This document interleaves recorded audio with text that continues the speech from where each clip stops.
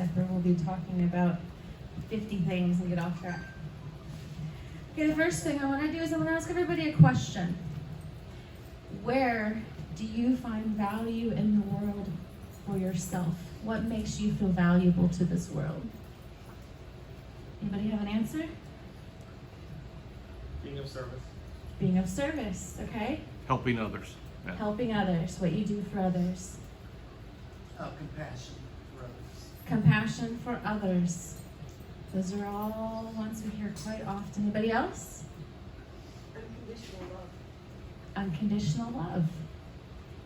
Giving and receiving. I'm sorry? Giving and receiving. Giving and receiving, the ability to give and receive. Go ahead. Helping my family. Helping of being a servant, helping your family. You have one more you said? I was just saying traveling and meeting new cultures. Traveling and meeting new cultures, doing something for yourself. A lot of those are answers that we hear quite often. I want you to remember those answers as we begin to discuss the things that we're going to talk about today. I come from the heart of the Midwest and the buckle of the Bible Belt.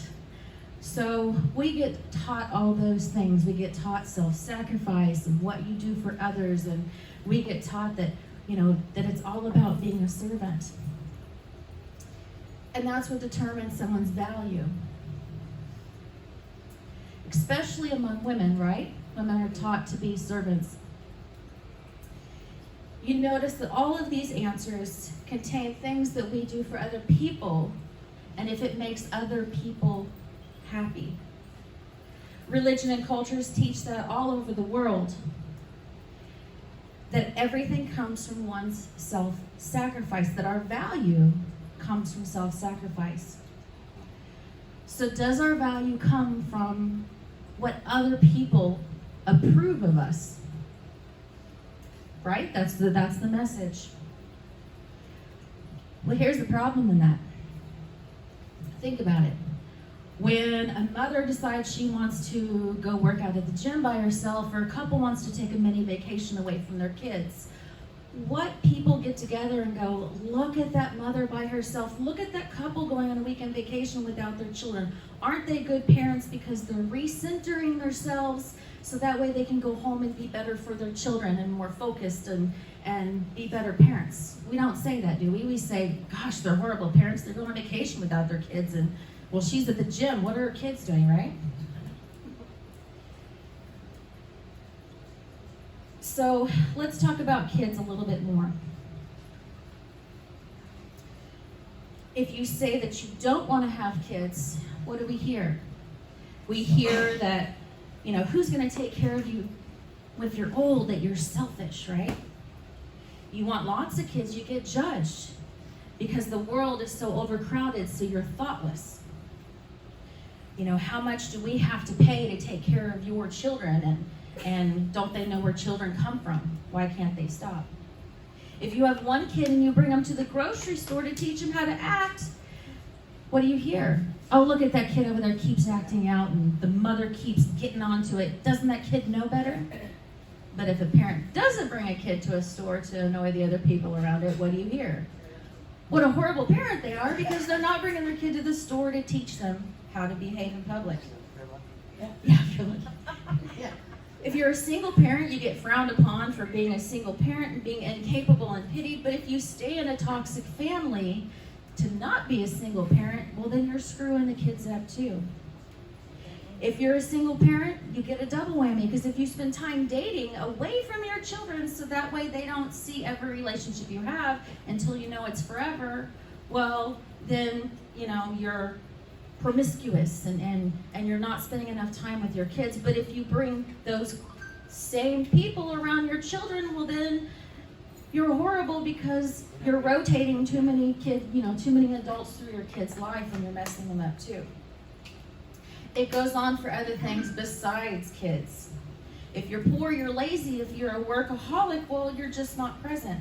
You save money, drive a junker car, live below your means, well, you're not accomplished. But if you have everything, even if you're way in debt, then you're entitled.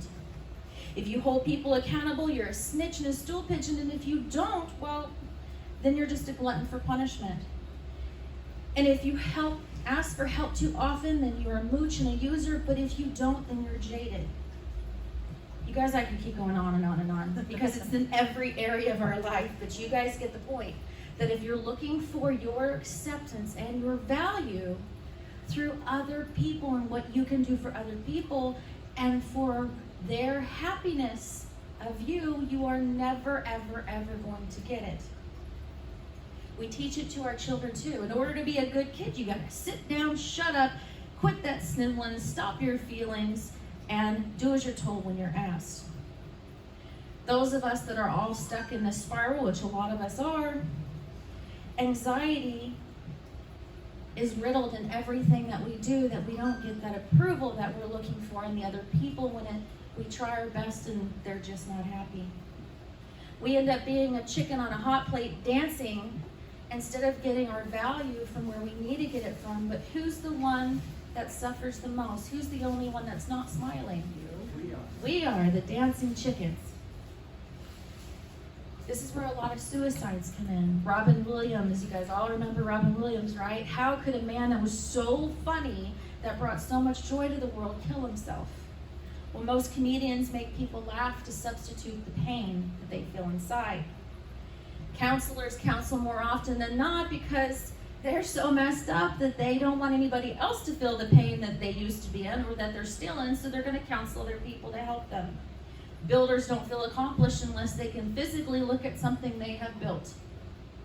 Preachers teach, not different. Preachers usually cannot feel accomplished or of value until I can help you, and I can help you, and I can help you, and all of you. It's only then when we feel that we've helped somebody that we can usually feel that we are of value.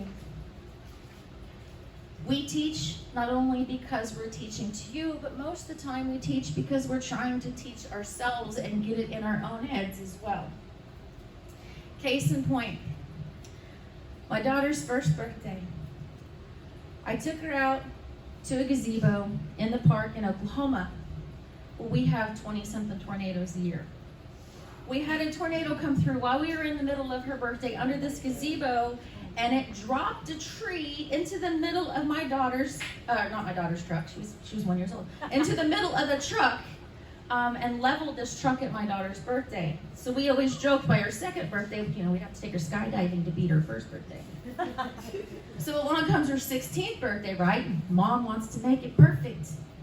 The only time that her half-sister could come down to meet her in Oklahoma was the day that she got her wisdom teeth taken out.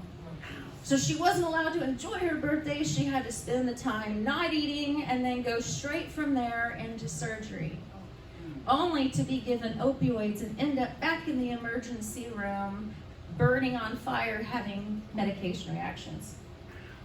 So here comes her 18th birthday. That was last week.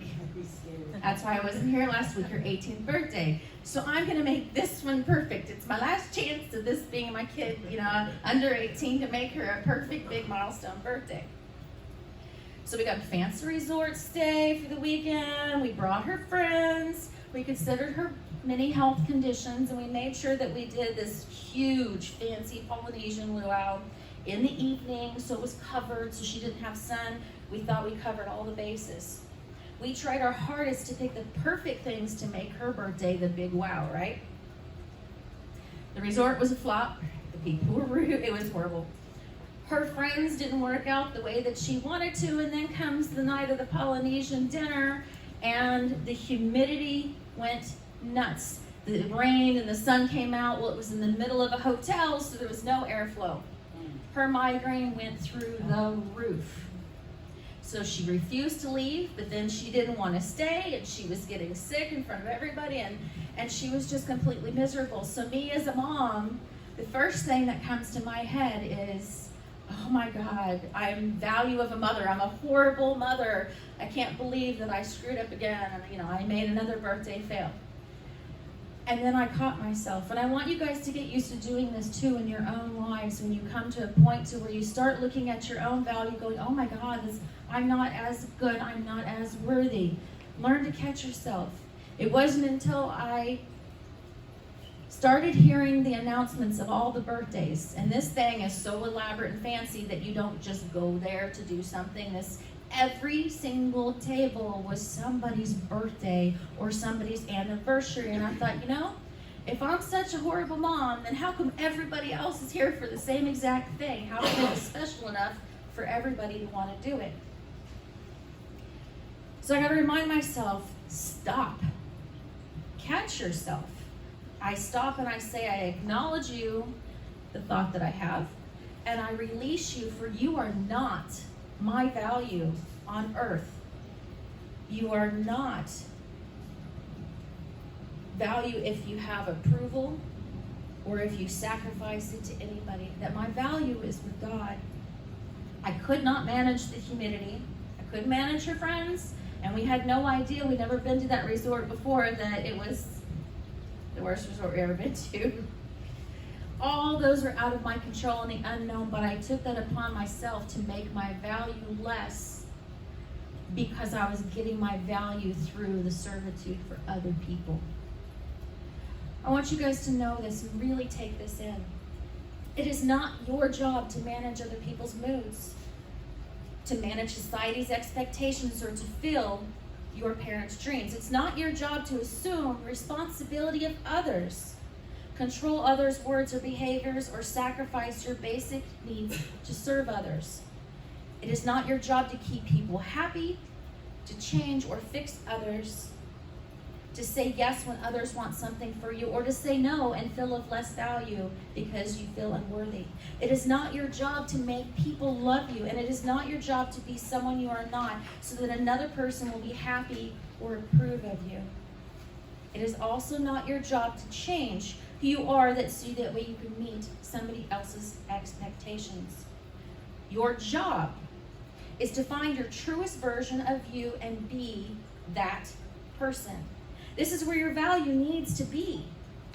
God will sift out the room and get everybody out that's not supposed to be in your life and let everybody in that should, because that space will be available. Our value needs to begin and end with us and our God, not other people. So what do I mean by all this? We are created in a 3D world, in a 3D package, to have the 3D experience. Billions of things had to line us up for us to be able to do this, right? That is our value. That is how important we are to this world, second to none. Everything else is 3D stuff. Women are those of feminine energy. Can you guys stand up for just a moment? And if you feel feminine and masculine, you are welcome to stand up for both. I want this to really hit home. I'm masculine energy, sorry. Hey, You got both. it's okay. Stand up. Let her be her. Really feminine. Her value is through No, her. I'm not valuing her. Rude. Okay, I want this to really hit home with you guys, okay? Being feminine, you quite literally are the key to all human life. You can naturally grow a human being inside of you until its heart beats and develops fully, even after shifting your entire body to be able to bring it into the world and give it breath. Then you can go out to the garden, pick the food, and make dinner that same night. You run circles around most men in quite a few areas, from pain thresholds to longevity to multitasking. Yet you treat yourself of lesser value and forget the fierce queens and centuries that are behind you. You are powerful beyond this world, a healer, even magical. And when you learn this about yourself, people will either flock to you or run from you. But stand strong, and I am who I am. Even the mere pitch of your voice can shatter glass if it pleased you. You are the love and the happiness of this world.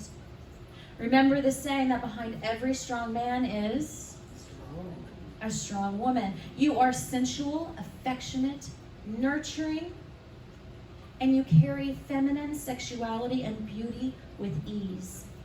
Men have spent centuries trying to hold us back, for our ability to think multidimensional is second to none. It knows no bounds. The beat of your feet for the Native Americans in the dance keeps the rhythm of the tribes. Your call is known across the world. You guys ready to call out? Say, ay, ay, ay! Ay, ay, ay! There you go. You are represented by the moon and by Venus, and your animal is the snake, which stands for wisdom and knowledge, regeneration, transformation, like a snake sheds their skin for the cycle of life, birth, and rebirth. Women, this is who you are. This is your value. Women, call out. Have a seat. Sounds like a little Latin fest going on. I know, I think we could do better than that. You want him to try better than that? All right, one more time. Women. Men, and those of masculine energy, will you please stand up if you were possible? There you go. That's what I Oh yeah, that's me. She forgot. With lipstick. But that's me. Hey. Being masculine, Bougie. you know, bougie masculine. You are made from centuries upon centuries of protectors, warriors, and builders. You are from a lineage of both strong mind and strong body. Your clear focus and your logical thinking and dedication has quite literally paved the way before you and for all of those after you. You're the strongest sex physically of all the humans on earth. You are the giver of life. The ultimate maker has entrusted you with the power and responsibility to control this, for without your gift, a woman could not hold life in her womb. When you are alone, you are strong, but when you are together and refine your mission, you create an unstoppable force. Your lineage is of that, the Huns and the Spartans. You are the proof that dedication can move mountains and forge cities and nations. You are the mighty, mighty king of the jungle. Hear you roar. Good job. You are the heart and muscle of this world, conquering planets. Your ability to create your reality with your bare hands is second to none. Don't forget this lineage. Don't forget where you come from, the kings and the warriors. You are ruled by the sun and by Mars, and your animal is the lion, which stands for regal, majestic, powerful, and strong, yet nurturing, devoted, playful, and calm. Men, this is who you are. This is your value. Good job. You got So the you're Leo sitting more standing like up that. too. Roar. Oh, you can do better than that. Good job. Oh, do better than that? He said we can do better than that. Ready? 1, 2, 3. Go ahead and have a seat, man. Okay, whether you're a man or a woman, that you have braved the challenges of life. You've dug your soul out of the darkness more times than you can count. Some of you still are. But yet you do it and you forge yourself in the fire again and again. You have a spiritual soul and a human lineage of all the kings and the queens and the worlds and the universes. You are divine essence of life, and you're given authority over all the earth. This is your value. And none of those things, none of them are putting others first. None of those things are about the services that you provide. None of those things speak of value, because all of those things are not 3D and not part of this 3D world. Seeing our value through other people, seeing our value through others' happiness, or how good of a servant we can be, or make money for the man, those are all 3D things. That is not our value. So how do we get from point A to point B, guys? How can we begin to even see ourselves in this way on a daily basis? Especially since schools and teachers and our lineages have taught us not to. It's a daily dedication. It really is. It's a daily being able to catch yourself. Come talk to us if you need to. There's different steps, different things we can do, different tools we can give you. That's what we're here for. And we can open up the door but you have to walk through it. So I want to leave you guys something to consider, so you can kind of marinate in, okay? Instead of thinking that this life is about becoming everything and doing everything, have you ever thought that this life was about unbecoming everything and undoing everything? For know your value, because that is where you will grow and flourish.